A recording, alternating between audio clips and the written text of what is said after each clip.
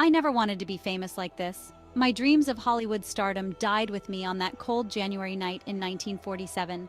Now I'm known only as the Black Dahlia, a nickname I never even heard in life.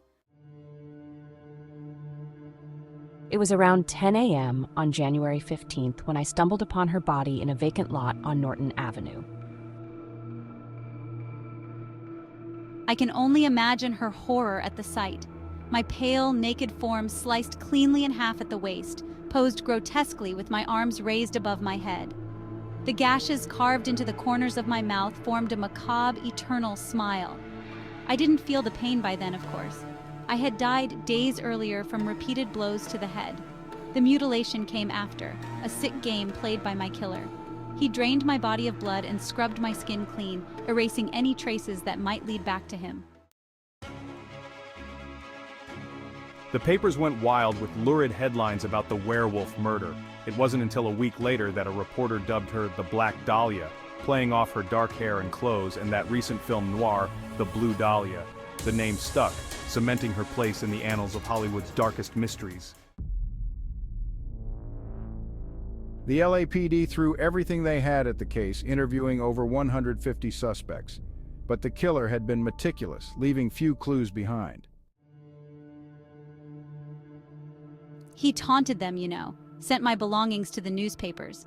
Birth certificate, photos, even my address book. All wiped clean with gasoline to remove fingerprints. The letters followed, cut and pasted words promising more to come. But it was all a game to him. As the investigation dragged on, the press turned their attention to Elizabeth's personal life. They painted a picture of a party girl, hinting at promiscuity and even prostitution. It wasn't true. Not really. I was just trying to make it in a tough town, same as any other aspiring starlet. Sure, I dated around, had a few drinks, but I wasn't the deviant they made me out to be. It's funny how death can twist your story.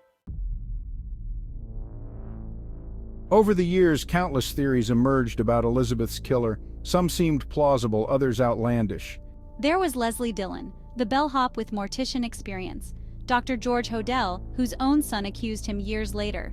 Even the surrealist Man Ray got dragged into it at one point. But the truth? It died with me that night. The case has inspired countless books, films, and amateur sleuths. But 77 years later, it remains officially unsolved. Sometimes I wonder if he's still out there, my killer. Or if he took the secret to his grave, leaving the world to forever speculate. I suppose that's my legacy now, not the silver screen dreams I once had, but an enduring mystery that still captivates decades later. In the end, I was just Elizabeth Short, a 22-year-old girl from Massachusetts who came to LA chasing a dream. I never asked to become the Black Dahlia, but here I am, forever frozen in time, my story still unfinished. And so the mystery endures, a dark stain on Hollywood's glittering facade. The Black Dahlia, a nickname that outlived the woman herself, ensuring that Elizabeth Short would never be forgotten, even as the truth behind her brutal end remains elusive.